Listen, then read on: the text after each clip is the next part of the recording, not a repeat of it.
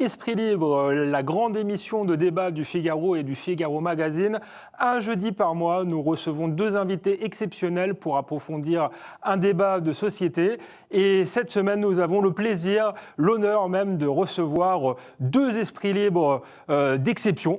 Alain Finkielkraut, académicien, auteur de nombreux ouvrages qui ont marqué des générations de lecteurs, La défaite de la pensée, L'identité malheureuse, et François-Xavier Bellamy, auteur lui aussi des Déshérités, qui est philosophe, mais qui est aussi député européen. Vous avez tous deux beaucoup de points communs, des combats en commun. Vous êtes aussi tous les deux des intellectuels engagés, même si c'est chacun à votre manière, mais vous avez aussi des divergences. Donc on va faire le point sur vos convergences et vos divergences, et notamment dans les divergences, il y a cette question de l'euthanasie. Alain Finkielkraut, vous êtes pour le droit de choisir sa mort, tandis que vous, François-Xavier Bellamy, vous nous le direz, vous êtes plutôt opposé à l'euthanasie.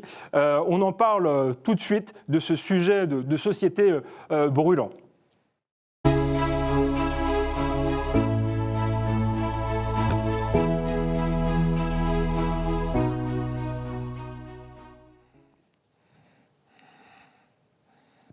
Alain Finkielkraut, François-Xavier Bellamy, bonjour.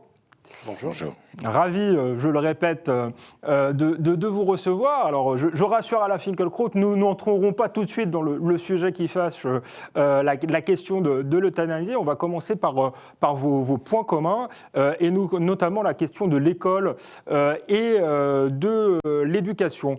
François-Xavier Bellamy, votre premier livre était Les Déshérités. C'est vrai que quand on lit Les Déshérités, on pense à la défaite de la pensée d'Alain Finkielkraut. Je voulais savoir si c'était une source d'inspiration pour vous. C'est évidemment une source d'inspiration pour moi. Je ne suis pas sûr que la comparaison puisse se tenir, et je n'oserais pas me chercher des points communs avec Alain Finkielkraut. Je ne peux qu'essayer de dire que effectivement, j'ai vécu comme professeur ce qu'il avait annoncé, ce que vous aviez annoncé, c'est-à-dire le fait que le monde occidental, que l'Europe, que la France, était en train de renoncer à la vie avec la pensée, à cet effort de lucidité et d'exigence intellectuelle. Nous le voyons tous les jours, malheureusement, dans le débat politique, dans la vie démocratique, mais cela commence par l'école, par la crise de la transmission que nous connaissons tous. Et en lisant La défaite de la pensée, que j'ai lu quand j'étais encore étudiant, je me souviens de l'événement que cette lecture avait été pour moi et dont j'ai bien souvent parlé. Ce qui m'avait le plus frappé, c'est la très grande lucidité de cette prédiction, évidemment préoccupante, mais qu'il faut prendre au sérieux si nous voulons réussir à reconstruire une vie intellectuelle, une vie de l'esprit, une transmission de la culture qui soit de nouveau les ferments d'une vie sociale, d'une vie politique, d'une vie civique digne de ce nom. Lorsque vous aviez annoncé, cher Alain Finkielkraut, que le danger qui nous guettait était celui de l'affrontement du fanatique et du zombie, cette formule si frappante, au fond, je crois, elle trouve malheureusement sa pertinence et son actualité tous les jours dans bien des débats auxquels nous sommes confrontés.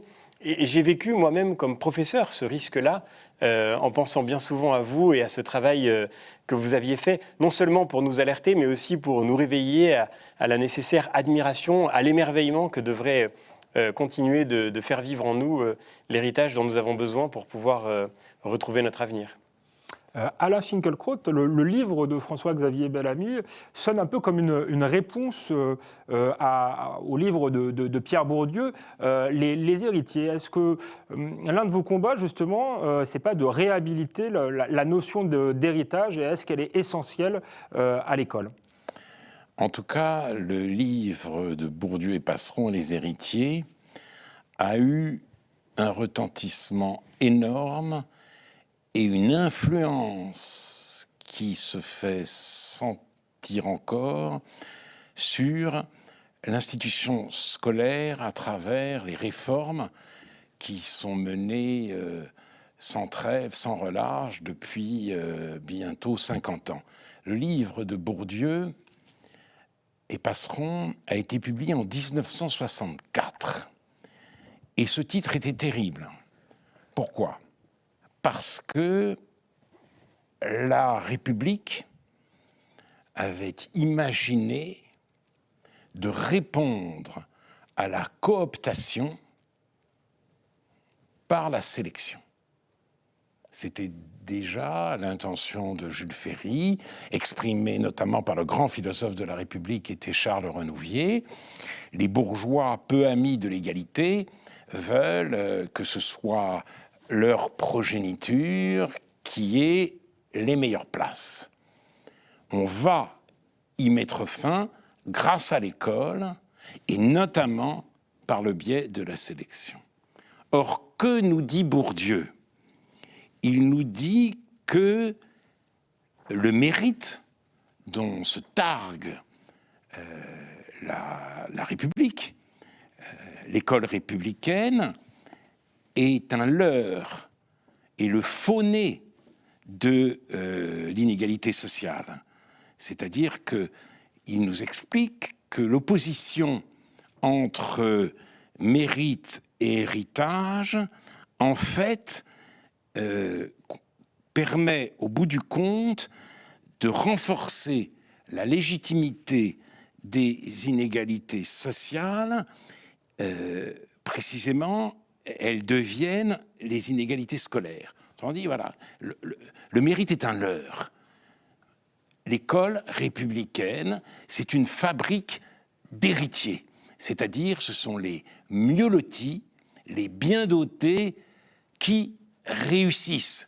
Et les autres, ceux qui viennent des milieux défavorisés, eh bien, ceux-là sont amenés à penser qu'ils méritent leur destin social puisqu'ils n'obtiennent pas les bonnes notes.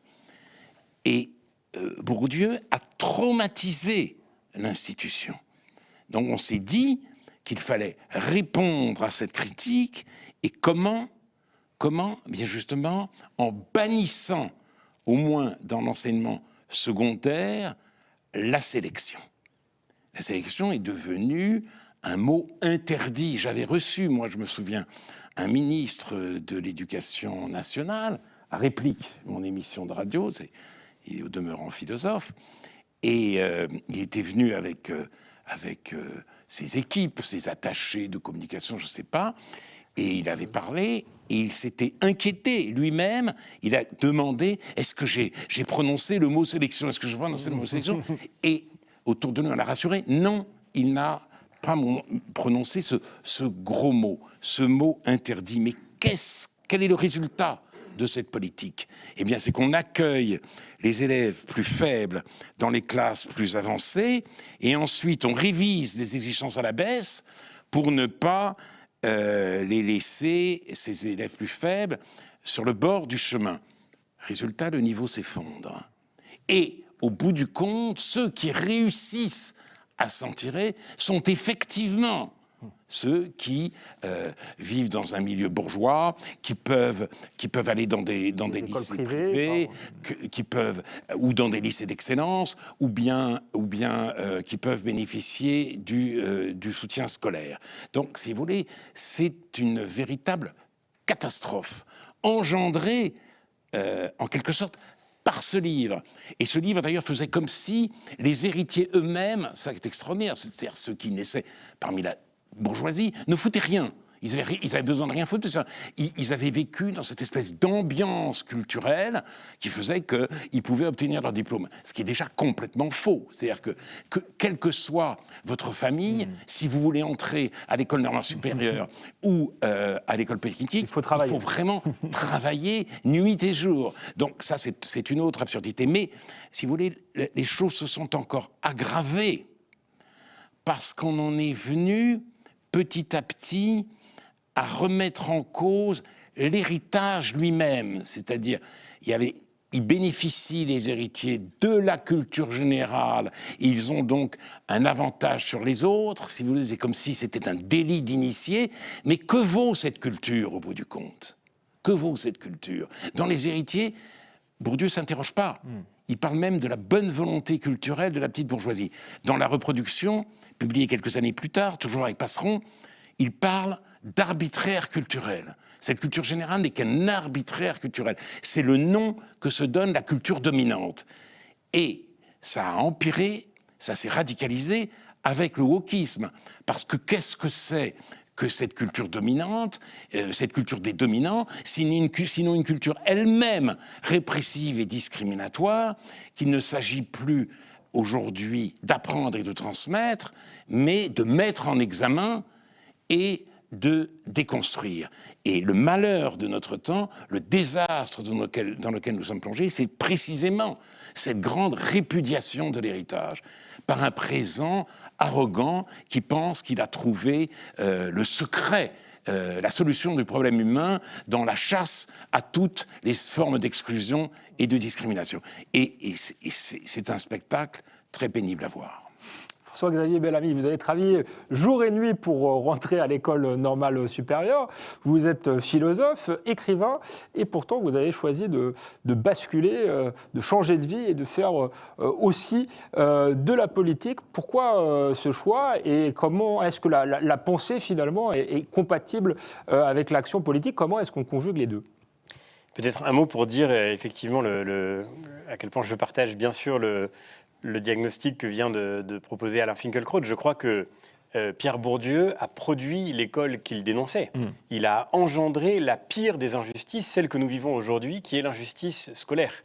Et je l'ai vécu comme professeur en enseignant dans le secondaire pendant une dizaine d'années. J'ai vu à quel point, en effet, aujourd'hui, selon que vous naîtrez dans une famille qui est socialement plus favorisée ou bien au contraire dans une famille aux marges de la réussite sociale, du capital culturel, comme le disait Pierre Bourdieu, vous aurez plus ou moins de chances de vous en sortir. Cette injustice, c'est la pire de toutes. Nous avons aujourd'hui le système scolaire le plus inégalitaire de tous les pays de l'OCDE. Et cette simple statistique devrait nous empêcher tous de dormir tous les jours. Parce que c'est l'injustice la plus grave. Lorsque vous avez été victime d'une injustice économique, vous avez été licencié à tort, vous pouvez vous plaindre. Lorsque vous avez été victime d'une injustice politique, d'une fraude électorale, vous pouvez contester. Mais lorsque vous avez été victime de l'injustice scolaire, vous n'avez même pas les mots pour dire l'injustice que vous avez vécue. Et vous n'avez même pas les mots pour la penser. Et donc vous êtes condamné à une relégation qui blesse, qui détruit de l'intérieur le principe de la vie civique. Et c'est peut-être une part de la réponse que j'apporterai à votre question. Je n'ai pas tellement choisi de faire de la politique, ou plus exactement, ça ne faisait pas partie de mon projet. Mon projet professionnel, c'était d'enseigner la philosophie. Mais il se trouve que j'ai eu l'occasion de m'engager. La vie est faite parfois de surprises et de rencontres, et que j'ai accepté cette mission, parce que je crois que quand on regarde, comme le disait Alain Finkielkraut à l'instant, avec désolation, ce qui est en train de se défaire dans le monde dont nous héritons, on ne peut pas renoncer à la possibilité, lorsqu'elle vous est donnée, d'essayer d'agir pour tenter de reconstruire. Et évidemment, cela passe par l'enseignement. Et moi, je voudrais dire ma reconnaissance à tous les collègues qui continuent d'enseigner malgré les difficultés du moment, malgré le moment de délire dans lequel est plongée l'éducation nationale à force de déni de réalité. Au moment où nous nous parlons, le ministre est en train de présenter ce qui s'appelle le pacte aux enseignants français, qui consiste en réalité à leur demander une sorte de travail supplémentaire à peu près incompréhensible dans l'artifice complet qu'est devenu le monde éducatif, où on parle de tout sauf de transmettre la culture, de tout sauf d'enseigner. Ce pacte atteint un sommet de fiction tragique ou comique lorsque il est question maintenant de distribuer des pactes et des demi-pactes et des pactes et demi en fonction des choix que feront les professeurs. Tout cela n'a plus aucun sens. Et je crois que beaucoup de collègues sont piégés aujourd'hui dans un sentiment d'absurde extrêmement douloureux devant la faillite du système éducatif qui, à bien des égards, est comparable à d'autres écroulements que nous connaissons aujourd'hui. Je pense par exemple à l'effondrement de l'hôpital public. Il me semble que l'éducation nationale connaît la même tragédie aujourd'hui. Et la différence, c'est que parce que peut-être il n'y a pas des gens qui meurent sur des brancards dans les couloirs, eh bien, on n'en parle pas, on ne s'en préoccupe pas. La question éducative est d'une certaine manière constamment au dernier plan de nos préoccupations collectives. Et je crois que c'est vraiment dramatique parce que c'est notre avenir qui se joue. Et pour moi, c'était peut-être une manière de prolonger mon travail de professeur, de rentrer dans le champ de la politique, et en particulier dans le champ parlementaire. Après tout, le métier parlementaire est aussi un métier de la parole, comme le métier d'enseignant. Non pas, comme on le dit trop souvent, pour que les politiques aillent faire de la pédagogie auprès des citoyens, considérant les citoyens comme des enfants auxquels il faudrait expliquer pourquoi on fait tout bien et ils ne l'ont pas compris, mais pour au contraire se laisser enseigner par la réalité que vivent les Français aujourd'hui et essayer de réparer ce qui peut l'être, en particulier dans le domaine éducatif et bien sûr dans tous les autres lieux où nous sentons l'essentiel aujourd'hui qui se perd faute de ne pas être transmis. On aurait pu faire quasiment toute l'émission sur l'école. Malheureusement, nous n'avons qu'une heure et vous avez beaucoup de choses à vous dire. Je voulais vous demander, Alain Finkielkraut, est-ce que vous auriez pu vous lancer dans une carrière politique ou peut-être à la prochaine présidentielle, ou est-ce que le domaine de la pensée et le domaine de l'action sont pour vous séparés ? Je ne dirais pas les choses ainsi. Je ne crois pas être fait pour la vie politique. Alors, cela étant, un dernier mot sur l'école, si le président de la République avait choisi de placer la refondation de l'école au cœur de son 2e mandat, et s'il m'avait demandé d'être son ministre de l'Éducation nationale, je n'aurais pas pu refuser. Alain Finkielkraut est donc candidat. Non, je l'aurais fait en binôme avec François-Xavier Bellamy. J'aurais fait en binôme avec François-Xavier Bellamy. J'aurais même pu voter pour Emmanuel Macron dans ces conditions. Personnel. Mais vous voyez, vous constatez avec moi que ça n'a pas été le cas, que son orientation, très bien décrite par François-Xavier Bellamy, est toute différente. Oui, redevenons sérieux. Je n'ai aucun mépris pour l'action politique. Je ne regarde pas les hommes et les femmes, politiques de haut. Je pense souvent à cette phrase du penseur, l'auteur de Maxime colombien, Nicolas Gomez Davila. L'intellectuel n'oppose pas à l'homme d'État l'intégrité de l'esprit, mais le radicalisme de l'inexpérience. Il faut que les intellectuels aussi réapprennent la modestie. Et je pense aussi à Raymond Aron, qui disait qu'il ne faisait jamais, c'est-à-dire qu'il disait qu'il lui incombait, avant d'émettre la moindre critique d'une action politique, de se mettre à la place du responsable, du ministre, du président. Et je trouve que c'est très juste. Alors, pour ma part, j'essaye, quand je critique, d'appliquer ce principe de Raymond Aron. Et alors, je voudrais ajouter ceci. Je suis donc un intellectuel. Je ne suis pas un responsable politique, je suis un intellectuel. Et Maurice Blanchot a écrit que les intellectuels n'ont rien fait d'autre que de cesser momentanément d'être qu'ils étaient, d'être ce qu'ils étaient, pour répondre à des exigences morales. C'est ça l'affaire Dreyfus. Voilà. On répond à des exigences morales. Je ne me reconnais pas complètement dans cette définition. Parce que quand j'interviens, donc quand je m'engage, quand je réfléchis, quand je suis dans l'actualité, je ne cesse pas pour autant de réfléchir. Pour moi, la grande question philosophique d'aujourd'hui, ce n'est pas, comme au moment de la naissance de la métaphysique, c'est qu'est-ce qui se passe ? Nous n'avons plus de philosophie de l'histoire pour absorber, intégrer les événements. Les événements surgissent et nous prennent souvent en défaut. Et donc, ils nous donnent à penser. Et c'est tout le sens que j'essaye de donner à mes propres interventions, d'où la référence un peu obsessionnelle chez moi à Charles Péguy. Parce que c'était très exactement son travail. Il disait qu'il avait fondé les Cahiers de la Quinzaine, il était devenu en quelque sorte journaliste, et il travaillait dans les misères du présent, il travaillait par quinzaine. Et la richesse de sa pensée s'est manifestée justement dans cette confrontation constante avec l'événement. Et c'est ce qu'à mon petit niveau, j'essaye de faire. On va continuer sur vos points de convergence avant d'arriver à ce qui vous oppose. Vous êtes tous les deux européens et à la fois défenseurs, je dirais, de la nation.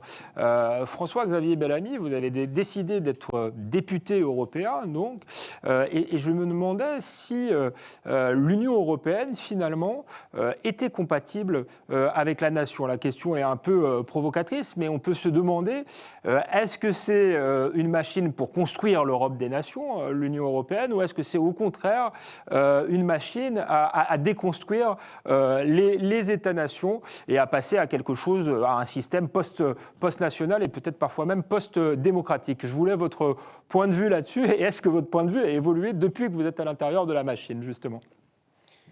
J'ai beaucoup appris en étant à l'intérieur de la machine, comme vous le dites, mais je crois que mon sentiment n'a pas changé sur cette question de principe. La question n'est pas de savoir s'il faudrait plus d'Europe ou plus de nations. En réalité, une union authentiquement européenne serait celle qui commencerait par reconnaître la singularité de son propre modèle, de son modèle de civilisation. Parce que l'Europe, c'est d'abord cela. Ça n'est pas d'abord une construction, un projet, ce n'est pas une structure administrative ou institutionnelle. L'Europe, c'est d'abord une civilisation qui n'a pas commencé avec les traités européens, mais qui a commencé il y a plus de 25 siècles dans les cités de la Grèce antique. L'Europe, c'est ce que Steiner décrit dans ce très joli livre qui s'appelle « Une certaine idée de l'Europe », où il tente de définir les caractères de l'esprit européen, de l'âme européenne. Et le propre de l'Europe, la singularité absolue d'ailleurs de cette civilisation dans le monde dont nous sommes aujourd'hui les témoins, c'est que c'est une civilisation qui donne naissance à une pluralité de cultures. Il y a une civilisation européenne, et c'est ce qui donne son sens au travail européen aujourd'hui. J'en suis convaincu, c'est la seule chose qui pourrait donner tout son sens à la coopération européenne, c'est le fait que nous sommes liés ensemble, pas seulement par une unité géographique, pas seulement par des intérêts communs, mais aussi par des principes que nous héritons de cette histoire millénaire. Et c'est cela qui fait que nous avons quelque chose à dire au monde, quelque chose à faire dans ce monde ensemble. Et cette philosophie de l'histoire qui nous manque, elle fait qu'aujourd'hui, effectivement, paradoxalement, l'Union européenne se tourne contre ses propres racines, contre sa propre histoire. C'est la même Union européenne, c'est la même Commission européenne qui nous a expliqué il y a un an qu'il ne fallait plus souhaiter Joyeux Noël parce que ce n'était pas inclusif, et qui a édité un guide de la communication inclusive pour ses fonctionnaires en leur demandant de ne plus utiliser cette expression. C'est la même Commission européenne qui finance des campagnes de publicité pour dire que la joie est dans le hijab, parce qu'il faut être inclusif. Eh bien, moi je dis en substance que cette commission mérite bien peu d'être appelée européenne. Et en réalité, si elle était réellement européenne, elle ne chercherait pas à se tourner contre son propre modèle, contre la singularité du modèle européen. L'Europe ne sera jamais la Chine.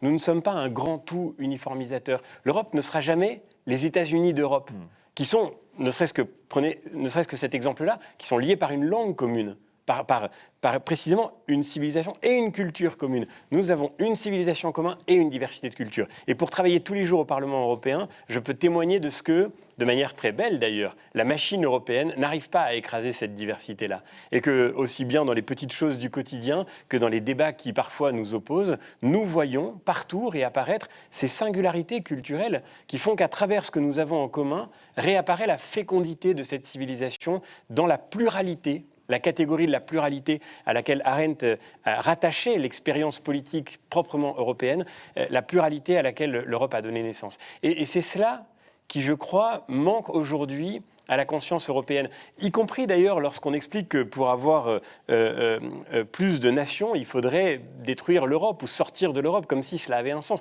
Si nous étions vraiment européens, alors nous serions vraiment fidèles à cette pluralité et au fait que la souveraineté ne peut s'exprimer de manière démocratique qu'à l'intérieur de la nation. Pourquoi ? Parce qu'il n'y a pas un seul peuple européen, il n'y a pas un démos européen. Il y a, encore une fois, une civilisation commune qui nous relie à la diversité des peuples européens, des langues européennes, des ethos qui font l'Europe.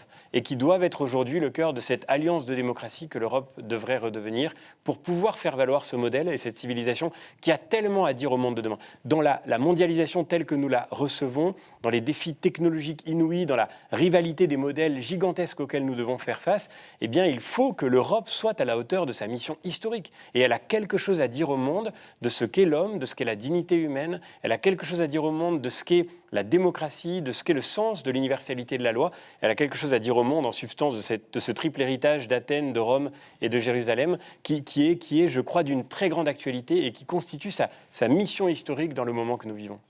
Alain Finkielkraut, nous sommes, je crois, tous les trois d'accord autour de cette table sur l'importance de l'Europe en tant que civilisation. Mais ma question, est-ce que finalement l'Union européenne défend cette civilisation ou devient même, au contraire, un obstacle à faire vivre cet héritage qui vous tient, je le sais, très à cœur? Le problème, c'est qu'en effet, l'Union européenne s'est pensée, dès l'origine, non comme une civilisation, mais précisément comme une construction. Elle a voulu faire table rase du passé européen, passé de guerre, passé de conflits nationaux exacerbés au XXe siècle. Donc elle s'est voulue, d'entrée de jeu, post-nationale. Et les Européens, les bâtisseurs de l'Europe, se sont pensés non comme des héritiers, mais exclusivement comme des innovateurs. Et le modèle de ce comportement, c'était la culpabilité allemande. Il faut faire comme les Allemands. Et d'ailleurs, les plus européistes des Européens sont les philosophes ou les sociologues allemands. Ulrich Beck et Jürgen Habermas, qui veut lui-même substituer au niveau des nations comme au niveau européen un patriotisme constitutionnel au patriotisme substantiel. Donc on est là, on ne peut admirer que des normes, des valeurs et des lois. Voilà. Tel est l'univers dans lequel l'Union européenne voudrait nous plonger. Et on retrouve, là encore, le thème de la répudiation de l'héritage. C'est aller jusqu'à envisager la candidature de la Turquie dans l'Union européenne.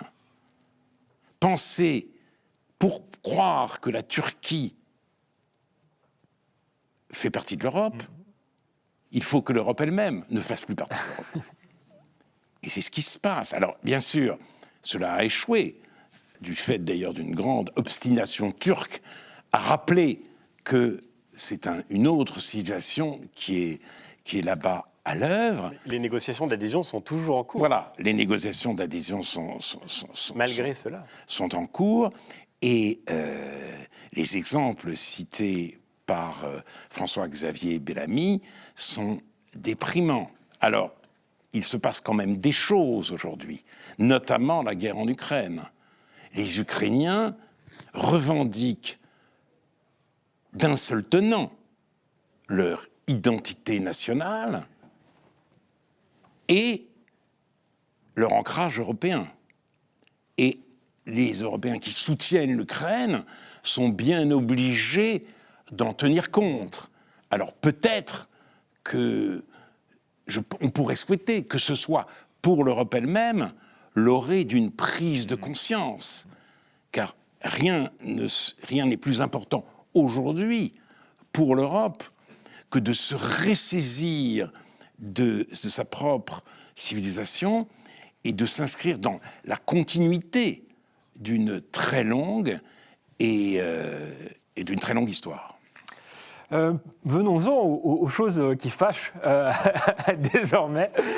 Si je peux me permettre d'un mot, je crois qu'il y a aujourd'hui, me semble-t-il, cette ambivalence est au cœur du défi européen et je crois que beaucoup de pays européens vivent la volonté d'appartenir d'un seul tenant, pour reprendre votre expression, à l'Europe et à la nation, à la singularité de cette culture.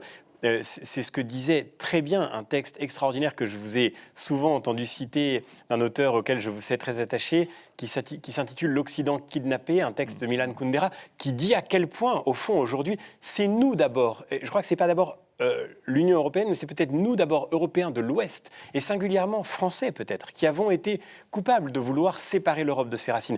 Le combat pour l'inscription des racines de l'Europe dans un projet de constitution européenne, le combat contre cette idée a été mené en particulier par la France.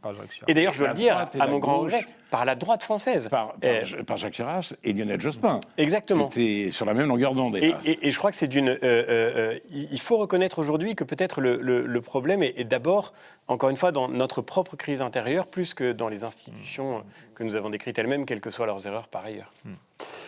François-Xavier Bellamy, pendant la crise sanitaire, vous avez été de ceux qui ont plutôt critiqué la politique sanitaire, et notamment le pass sanitaire européen. Je crois que vous avez voté contre au nom de la défense des libertés. J'ai eu souvent Alain Finkielkraut en colère. Alors, il râlait contre moi, parce que j'étais assez d'accord avec vous, mais voilà, comme moi je ne débat pas avec Alain Finkielkraut, c'est bien que vous ayez ce débat entre vous. Et donc, Alain Finkielkraut, vous considériez que la politique sanitaire était une bonne chose et qu'il convenait peut-être de limiter les libertés pour une période temporaire, puisqu'on était dans une situation exceptionnelle. Il est vrai que le gouvernement a instauré l'état d'exception. Mais il n'a pas fait en se frottant les mains, en se disant « je vais pouvoir exercer enfin l'intégralité de mon pouvoir, de ma puissance, parce que je ne désire que ça. Je suis un Léviathan empêché, et maintenant, ligoté, et maintenant, voilà, les liens se desserrent, je fais ce que je veux, j'emmerde tout le monde. » Non, ce que ce gouvernement fait, comme les autres, ce qu'il veut, c'est assurer le bien-être de ses concitoyens. Donc, devoir fermer les magasins, devoir freiner la croissance, c'était pour lui un véritable crève-cœur. Il l'a fait pour empêcher pour arrêter la contamination et pour qu'on n'en arrive jamais, ou en tout cas le moins possible, à faire le tri dans les hôpitaux entre les malades. Celui-là, on va le soigner parce qu'il est encore jeune et vigoureux. Finkielkraut, à l'âge qu'il a avec toutes ces maladies, c'est pas la peine, il a déjà bien vécu. Non, le gouvernement français n'a pas fait ça. Et il est vrai que ce qui me surprend, c'est que ceux-là même qui, si vous voulez, s'inquiètent de voir la logique des droits individuels détruire l'esprit républicain, eh bien, dénoncent la politique sanitaire menée par le gouvernement comme une atteinte aux libertés. Alors peut-être, à certains moments, est-il allé un peu trop loin. Mais nous étions dans une situation d'incertitude. Tout le monde tâtonnait. Et les gouvernements qui ont choisi une autre politique, libertés individuelles, ça a donné quoi? Ça a donné Bolsonaro au Brésil et des dizaines, sinon des centaines de milliers de morts. De même aux États-Unis, dans certains États. Donc je crois, à cet égard, que la politique menée en France était tout à fait raisonnable. Est-ce que vous avez jugé cette politique raisonnable, François-Xavier Bellamy? Est-ce que vous étiez indifférent au sort d'Alain Finkielkraut ou pas? Est-ce que vous en foutiez? Il a des fêtes de la pensée, donc c'était pas la peine. Nous tenons à Alain Finkielkraut, qui a encore beaucoup de livres à publier et beaucoup de choses à nous dire. Mais non, il me semble que cette politique était effectivement déraisonnable. Je ne mets pas toutes les mesures ni tous les moments dans le même panier, parce que le premier confinement, effectivement, ressemblait à cette situation d'incertitude que vous avez décrite. Et dans un moment d'incertitude, il fallait bien sûr prendre des mesures, quelque draconiennes qu'elles puissent être, pour éviter le pire. Et souvent, la politique, c'est d'abord cela, pas seulement chercher le meilleur, mais éviter le pire. Maintenant, j'ai été, pour ma part, profondément révolté, en effet, par le pass sanitaire, qui n'est pas exactement la même chose que ce premier confinement. D'abord parce qu'il était absolument déraisonnable du point de vue même de l'épidémiologie. Et d'ailleurs, je crois que quelque chose de très grave s'est passé dans ce moment, qui est le mensonge public des autorités les plus importantes, et qui a été d'ailleurs, aujourd'hui encore, n'a jamais été reconnu comme tel. Et pourtant, c'est très grave. Quand le Premier ministre de la France est venu sur le plateau du journal télévisé nous dire que si on était vacciné, on ne pouvait plus contaminer personne, et que c'était le principe du pass sanitaire, il mentait, puisque nous le savons très bien, des gens qui étaient vaccinés pouvaient parfaitement être contaminés et être contagieux. Et en fait, paradoxalement, on a fait une faute contre la science elle-même. Le vaccin avait une utilité manifeste pour prévenir les formes graves du virus. Et donc, il fallait bien sûr faire en sorte que les gens qui étaient susceptibles de faire des formes graves du virus soient vaccinés. Et de ce point de vue-là, le procès qui a été fait aux gens qui se sont opposés à ces mesures d'être des anti-vaccins était un procès malhonnête intellectuellement. Mais le propre du vaccin, c'est de ne pas lui demander ce qu'il ne donne pas. Or, le vaccin n'empêchait pas d'être contaminé, n'empêchait pas d'être contagieux. De ce point de vue-là, totalement déraisonnable était la politique de vaccination générale, qui a été jusqu'à vacciner des enfants de moins de 10 ans, dont tout le monde savait parfaitement qu'ils ne pouvaient pas faire de forme grave. Donc, tout le monde ne savait pas, ils n'ont pas menti, ils n'ont pas menti délibérément. Si, il s'est passé. Ils ont cherché à faire le mieux, et peut-être qu'ils n'ont pas complètement réussi, mais on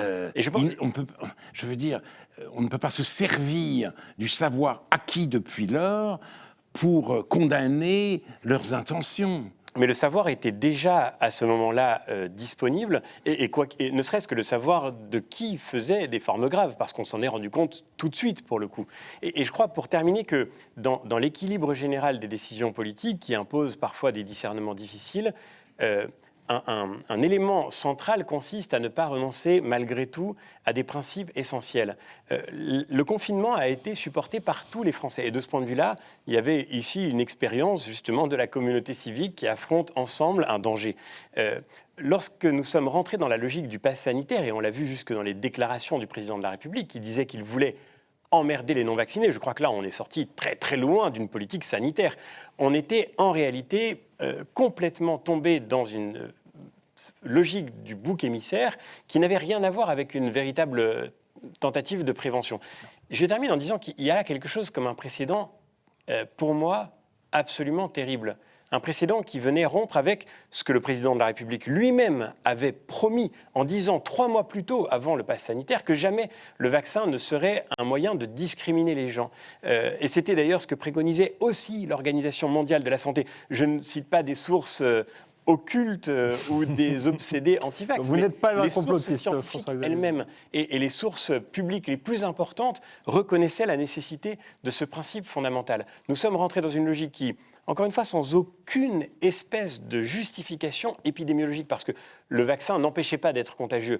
Nous sommes rentrés dans une logique qui fait, et qui fait d'ailleurs toujours aujourd'hui, puisqu'il y a encore aujourd'hui des gens qui sont suspendus de leur métier, des soignants, des pompiers, parce qu'ils ne sont pas vaccinés, alors qu'encore une fois, on a demandé. On peut quand même demander aux infirmières et au personnel soignant de se vacciner. On a demandé, Alain Finkielkraut, on a demandé à des soignants malades du Covid qui étaient atteints du virus de venir travailler dans les hôpitaux, mettant en danger effectivement, pour le coup, des gens qui sont susceptibles d'être particulièrement vulnérables, alors que des gens qui sont en parfaite santé, mais qui simplement ne se sont pas fait vacciner, parce qu'encore une fois, je comprends, moi je dois dire, je comprends, un jeune de 20 ans, un jeune soignant, un jeune infirmier, une jeune infirmière... Qu'est-ce que ça lui peut faire de se faire vacciner ? Je ne comprends pas. Qu'est-ce qui va lui arriver ? Mais le principe du vaccin... Revenons à la rationalité. Des Djokovic. Revenons à la rationalité scientifique. Le principe du vaccin, c'est un choix de bénéfices et de risques. Aucun produit pharmaceutique...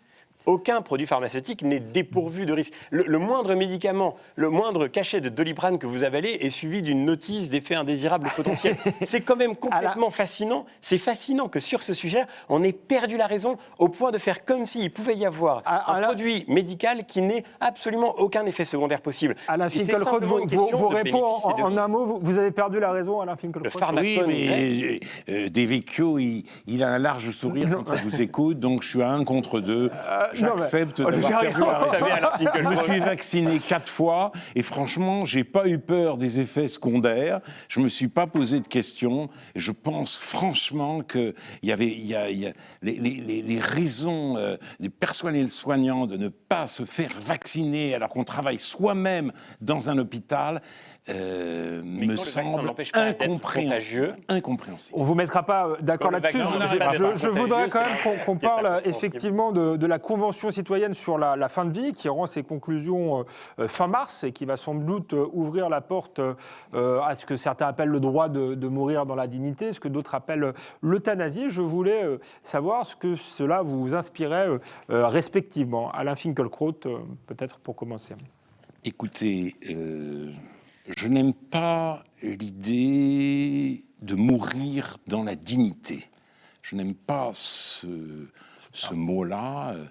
Les gens qui choisissent de vivre jusqu'au bout ne sont pas pour autant indignes. Mais je n'aime pas non plus que face à cette question terrible, on adopte une position de principe. On se drape dans le serment d'Hippocrate ou dans le « tu ne tueras point ».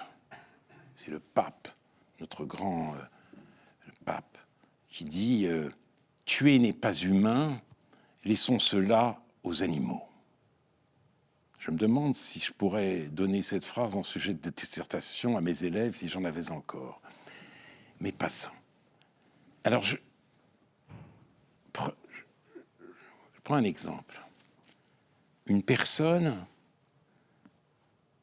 est au bout du bout de l'Alzheimer ou, disons, de la démence sénile. Elle ne communique plus, elle ne parle presque plus, et son visage est inexpressif, la prostration est totale, et puis un jour, un moment, cette personne demande à l'être le plus proche « Aide-moi, aide-moi ». Elle me murmure, c'est carrément plus de voix, « Je veux partir en levant le doigt au ciel ».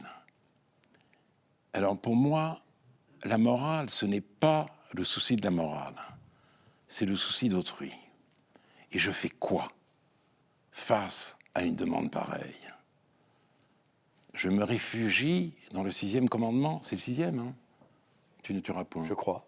Hein? Je me réfugie dans le 6e commandement, ou bien je prends ce cas pour ce qu'il est, et j'aide cette personne en lui accordant une mort miséricordieuse.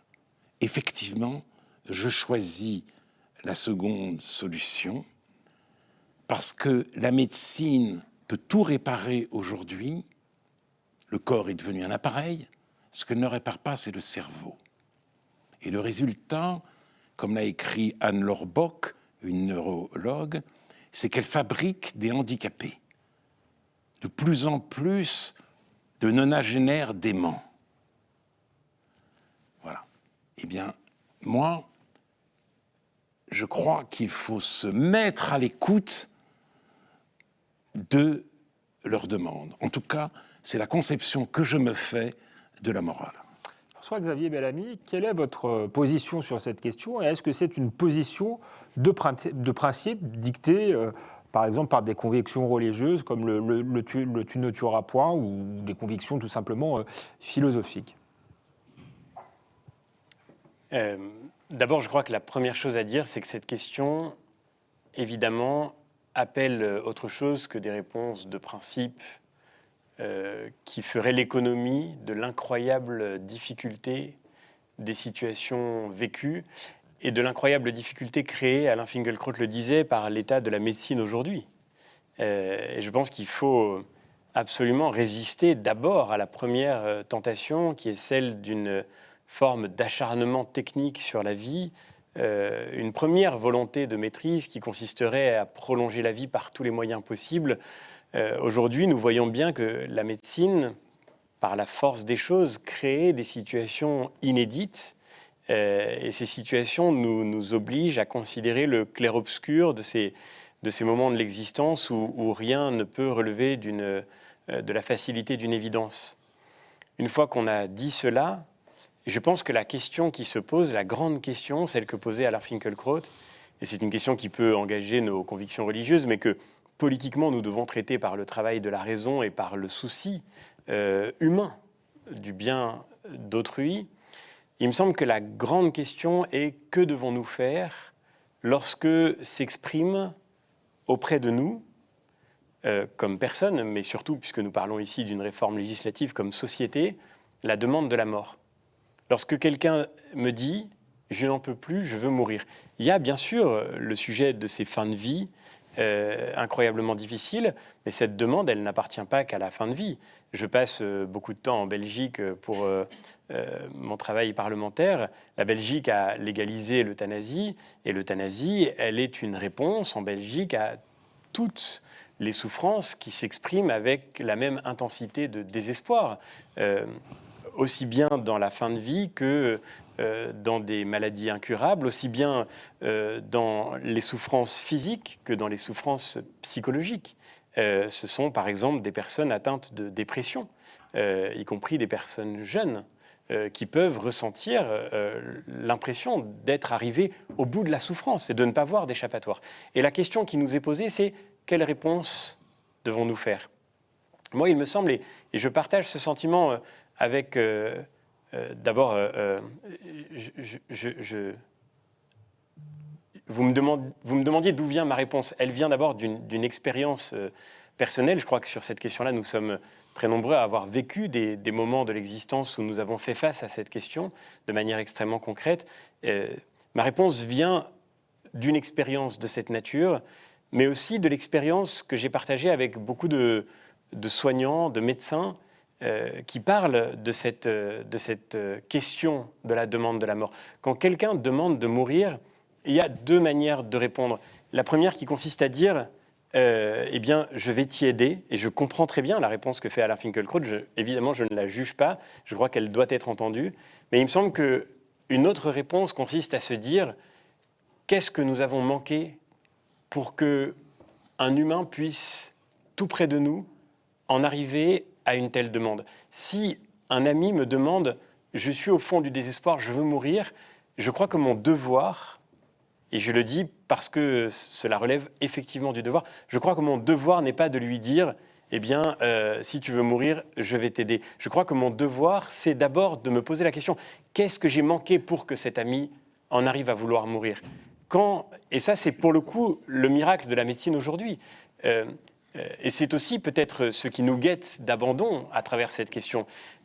Quand la médecine vraiment accompagne ceux qui souffrent, la demande de la mort, et c'est le témoignage qui vient notamment de tous les soignants dans les soins palliatifs, la demande de la mort, elle disparaît parce que le vivant ne veut pas mourir. C'est contraire à la vie que le vivant veuille mourir. Le vivant veut vivre. La Fontaine le disait bien mieux que nous dans La mort et le mourant. Finalement, même le vivant, à extrémité de la vie, le vivant ne veut pas la mort. Et donc, un vivant qui veut la mort est une sorte de contradiction très profonde qui vient de ce que quelque chose a été manqué par la société tout entière, par ceux qui devraient l'entourer et qui peut-être ont failli à cette mission. Rappelons-nous quand même que cette discussion va s'inscrire dans un moment d'immense fragilité pour notre système de soins, pour notre hôpital. Un moment dans lequel, par exemple, 26 départements en France n'ont pas de service de soins palliatifs. 26 départements. Et je crois que la question qui nous est posée, c'est est-ce que quand quelqu'un demande à mourir, nous devons répondre « eh bien, très bien, allez-y, nous allons vous y aider » ou bien est-ce que nous allons répondre « qu'est-ce que nous avons manqué » Si on apprenait qu'il y a un seul département en France où il n'y a pas un commissariat de police, mais on réagirait tout de suite. Il serait construit dans la semaine.